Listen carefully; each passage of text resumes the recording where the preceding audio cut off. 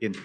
Señores, está solicitando el fiscal que todo el tiempo que dure el proceso ustedes estén en prisión preventiva oficiosa. Es decir, la ley contempla que por el delito de portación de arma de fuego de uso exclusivo deben estar, la Constitución incluso dice que deben estar en prisión preventiva. Señores fiscales, no coincido con su postura. La prisión preventiva oficiosa es una medida inconvencional, es una medida inconstitucional, de hecho, dado que todo el marco, los instrumentos internacionales, en este caso la Convención Americana sobre Derechos Humanos y el Pacto Internacional de Derechos Civiles y Políticos, se han incorporado a nuestro sistema y son constitución por disposición del artículo 1. Nuestra Constitución contempla en el artículo 19 que la prisión preventiva en ciertos delitos se pone en automático, es decir, de manera oficiosa. Esa es la interpretación que se deduce del artículo 19. Pero hubo una reforma en materia de derechos humanos en 2011 y en 2011 se estableció en el artículo 1 de la Constitución que en México se van a reconocer no solamente los derechos humanos de fuente nacional, sino también los derechos humanos de fuente internacional. Aquellos que estén en tratados internacionales en los que México haya sido parte con contenido de derechos humanos. La Convención Americana de Derechos Humanos y el Pacto Internacional de Derechos Civiles y Políticos son estos instrumentos internacionales que se incorporaron a la Constitución, tanto como si se hubieran, si me permiten hacer la explicación de esta manera, si se hubieran impreso y engargolado a la Constitución. Son Constitución. De igual manera, las sentencias de la Corte Interamericana de Derechos Humanos son vinculantes para el Estado mexicano. México reconoció la jurisdicción contenciosa de la Corte Interamericana en 1998 y la Corte Interamericana de Derechos Humanos, señores, ha reconocido que la prisión preventiva es una medida cautelar válida. Sin embargo, ha dicho que es una medida cautelar, la prisión preventiva, no la oficiosa, que es válido otorgarla siempre y cuando sea proporcional, necesaria, excepcional. No puede estar determinada por el tipo de delito ni por la gravedad de la conducta y no puede ser utilizada como pena anticipada. Entonces, si ustedes se dan cuenta, tenemos en nuestro mismo marco constitucional normas del mismo nivel que establecen, por un lado, prisión en automático y por otro lado, prisión no en automático, es decir, excepcional, proporcional, necesaria, etcétera, no en automático. ¿Qué sucede cuando tenemos normas del mismo nivel que conflictúan por regular de manera distinta un derecho humano, como en este caso? Tenemos por un lado el artículo 19 de la Constitución que establece prisión en automático, es decir, influye en la presunción de inocencia, específicamente en la posibilidad de seguir su proceso en libertad. Y del otro lado tenemos normas del mismo sistema de rango constitucional que son la Convención Americana sobre Derechos Humanos y el Pacto Internacional de Derechos Civiles y Políticos, así como las sentencias de la Corte Interamericana que dicen prisión no en automático. El constituyente, el poder reformador de la Constitución, previó esta situación y determinó que la forma de solucionar este tipo de conflictos se hace mediante un principio llamado pro homine o pro persona.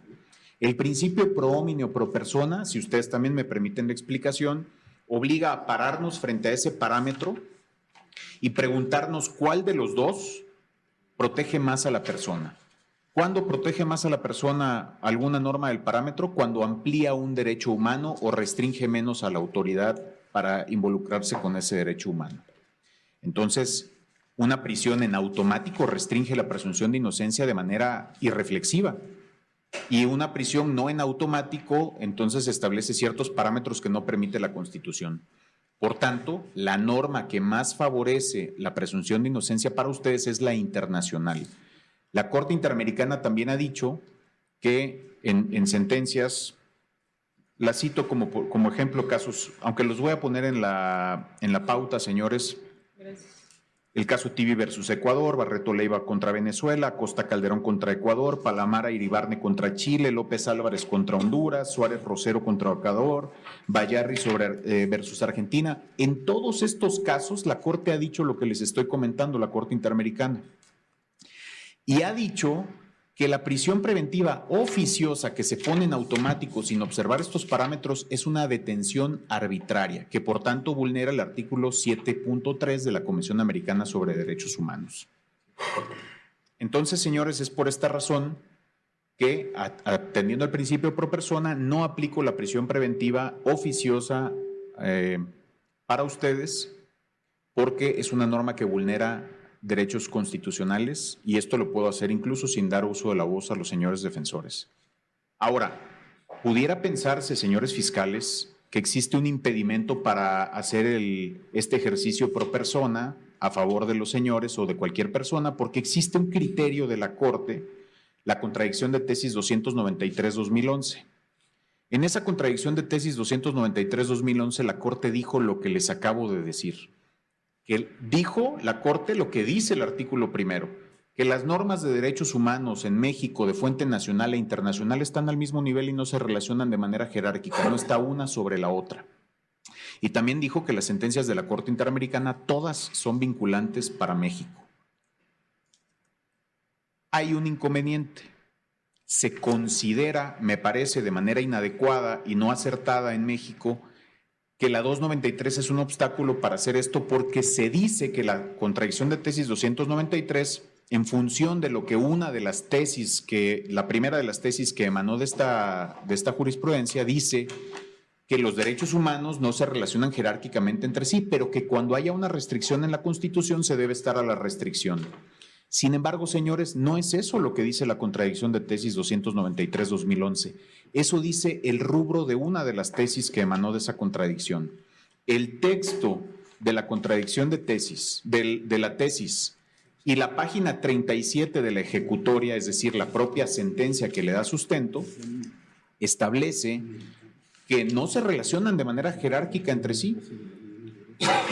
Pero cuando haya una restricción, no en la Constitución y no toda, sino en términos de la parte final del párrafo primero del artículo 1 de la Constitución, así lo dice expresamente la ejecutoria y el cuerpo de la tesis, no su rubro, se debe estar a esa restricción. ¿Qué dice el artículo 1, la parte final?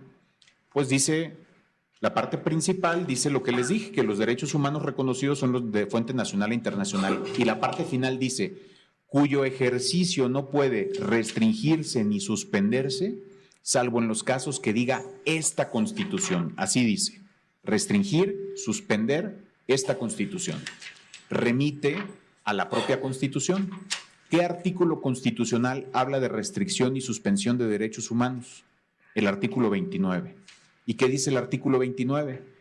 Que el presidente de la República, que solo el presidente de la República con aprobación del Congreso puede restringir y suspender las palabras que les estoy diciendo que dice el artículo 1, derechos humanos o sus garantías, en todo el territorio nacional o en un lugar específico. Y esto para hacer frente a una situación, ¿cuál? Por ejemplo, invasión, perturbación grave de la paz, etcétera. Entonces, podemos entender que lo que dice la contradicción de tesis 293-2011 es que los derechos humanos no se relacionan de manera jerárquica entre sí. Pero cuando el presidente de la República, con aprobación del Congreso, haya restringido o suspendido un derecho humano o una garantía, se debe estar esa restricción.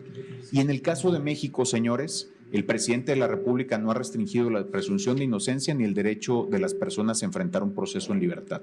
Por esa razón, no estamos ante una restricción a que se refiere a esta contradicción de tesis 293-2011. Así que, señores fiscales, es por ello que no impongo prisión preventiva oficiosa por ser inconvencional, ni siquiera me meto a analizar la convencionalidad del 19, señores, ni siquiera inaplico el 19, sino únicamente lo hago vía pro homine y no es obstáculo a la 293 por todas las razones que he manifestado.